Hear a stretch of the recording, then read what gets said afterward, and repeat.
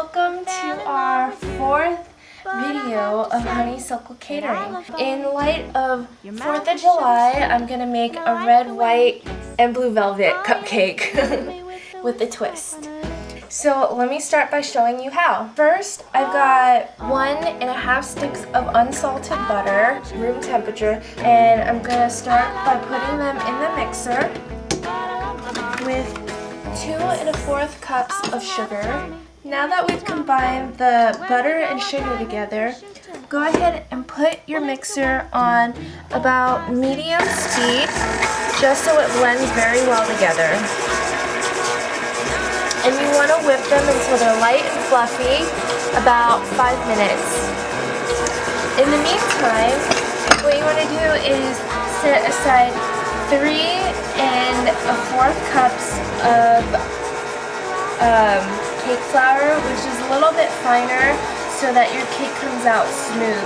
Just be sure not to use any self-rising flour though. This KitchenAid mixer is so convenient. It's like I have an extra pair of hands to do all the beating for me.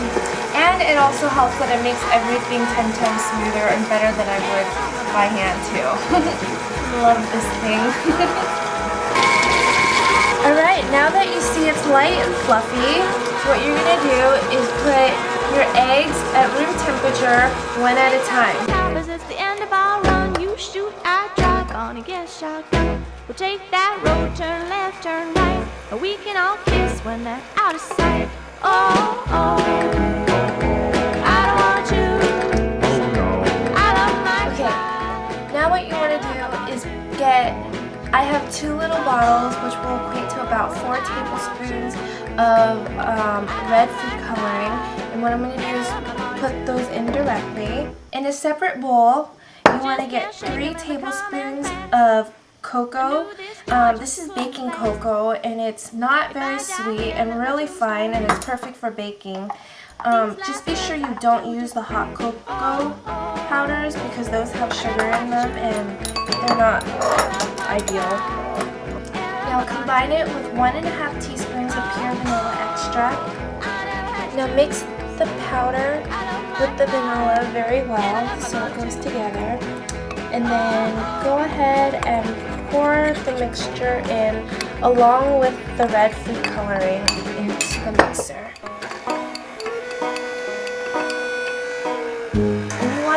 About 2 bottles because you want it to be a nice, deep, rich red color.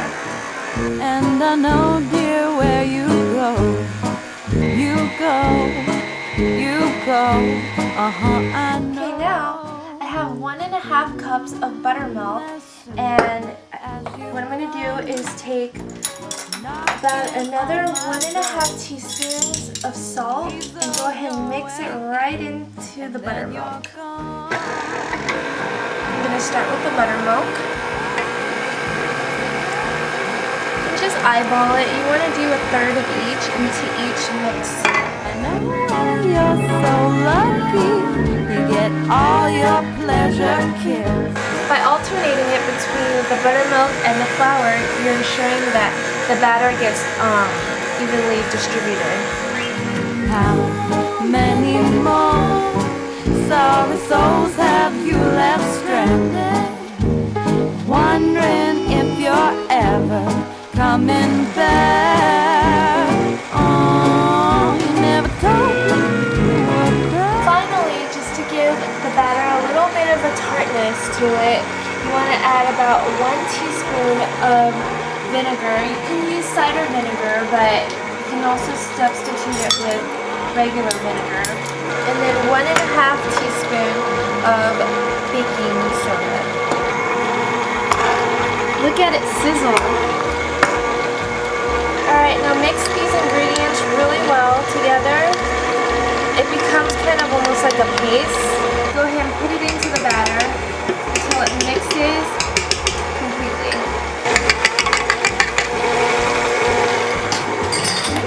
It looks like our batter's coming along nicely. Just give it a few more minutes to incorporate completely, and then we'll be able to put them in our cupcake cups. Step right on up, it's Judgment Day. I think we've mixed our batter long enough, so let's go ahead and take it out. Look at this beautiful red color. It's so festive, and basically you can use it for almost every holiday. Christmas, Valentine's Day, 4th of July, and it's such a special cake because you don't normally see it every day, so it's quite a treasure.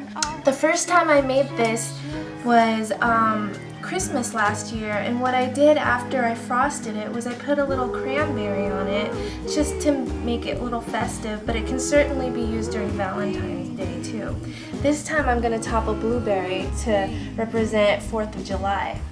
Now I bought these neat little silver foiled cupcake cut liners, and just going to go ahead and line them up. Look at that, it's so pretty. It's like a red ribbon. You want to fill the cups up about 2/3 way full, not all the way full because they're going to continue to bake and rise in the oven, and you don't want them to go over like a muffin.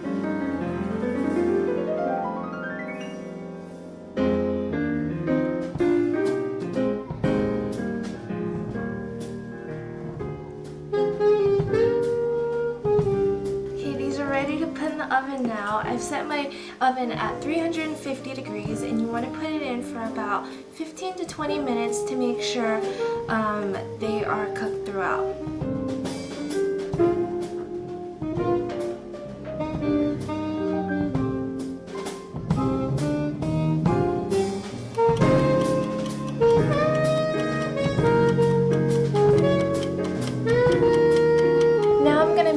My cream cheese frosting. This is the best cream cheese frosting recipe you'll ever need. Okay, what you want to do is get a really cold block of cream cheese. I've used just a regular box here.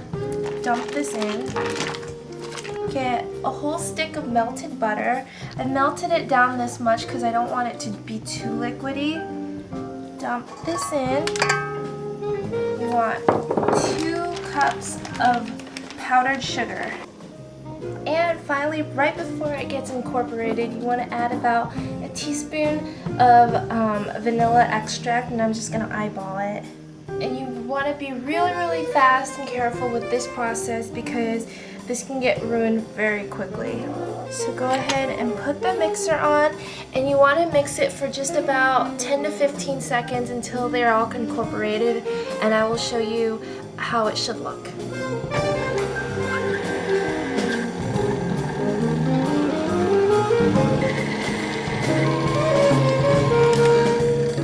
And our frosting is done. This is the exact consistency you want, kind of thick, but not so that it's dripping down. It's hard not to want to lick this straight from the bowl. Perfect. So to check whether your cupcakes are ready or not, what I'll do is take a toothpick or a skewer. I'm using a skewer. And what you want to do is just put it straight in the middle where it's the most dense. And if it comes out clean like this, then you know your cupcakes are ready. So my cupcakes are ready. Let's take them out. So once you've taken them out of the oven, they're really hot. So you want to leave them out for about 10 to 15 minutes just so they cool. Okay, so we have the cream cheese frosting that we made earlier and the cooled down cupcakes. Now I'm going to take the cream cheese and put it in my pipette so that we could frost the cupcakes.